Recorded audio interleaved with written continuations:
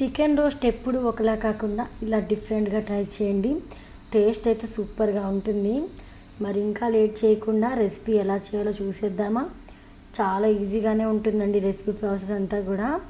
ముందుగా stove on చేసుకొని pan పెట్టుకొని ప్యాన్ హీట్ తర్వాత 2 టేబుల్ స్పూన్ల వరకు ఆయిల్ అయితే పోసుకోవాలండి. ఆయిల్ వేడిన తర్వాత ఉల్లిపాయ ముక్కలు అయితే వేసుకోవాలి.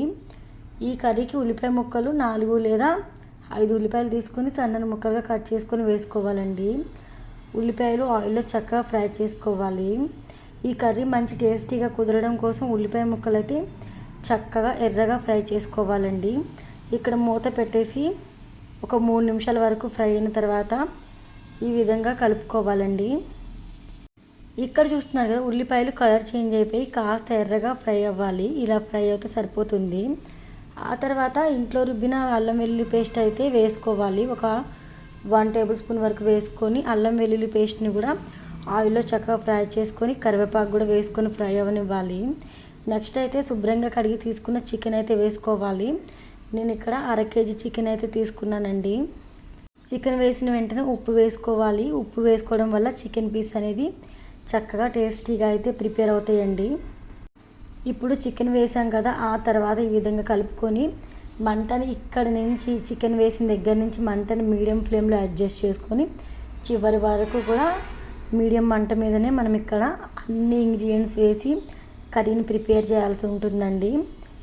చికెన్ దగ్గరగా 15 నుంచి 20 నిమిషాల వరకు ఉడికిస్తే జ్యూసీగా తయారవుతుంది.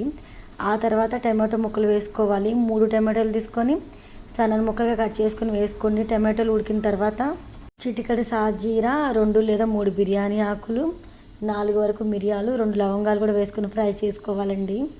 నెక్స్ట్ ఇందులోకి 1.5 స్పూన్ లేదా 2 టేబుల్ స్పూన్ల కారం అయితే వేసుకోవాలి. కారం అనేది మీ టేస్ట్ తగ్గట్టుగా యాడ్ చేసుకుంటే సరిపోతుందండి. ఇక్కడ చూస్తున్నారు కదా, కారం వేసుకున్న తర్వాత కూడా ముక్కలకి అంతా పట్టేలాగా కలుపుకుంటూ ఫ్రై చేసుకోవాలండి. 1/2 టేబుల్ స్పూన్ వరకు మసాలా పొడి వేసుకోవాలి. గరం మసాలా పౌడర్ వేసుకొని మళ్ళీ ఒకసారి ఈ విధంగా కలుపుకుంటూ ఫ్రై అనివ్వాలి.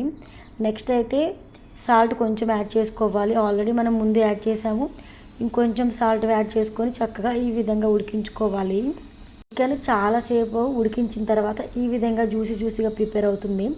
ఫైనల్గా కొత్తిమీర వేసుకొని స్టవ్ ఆఫ్ చేసి దింపేసి రోటీలోకి తినండి, అద్దరిపోతుంది. పూరీలోకి సూపర్ ఉంటుంది, రైస్లోకి కూడా బాగుంటుంది. ట్రై చేయండి ఈ రెసిపీని. నాకు ఓపిక లేనప్పుడు ఒకరోజు సడన్గా మా ఆయన కుక్ చేసిన చికెన్ రెసిపీ ఇది బాగుంది కదా అని మళ్ళీ చేయించి వీడియో షేర్ చేస్తున్నాను.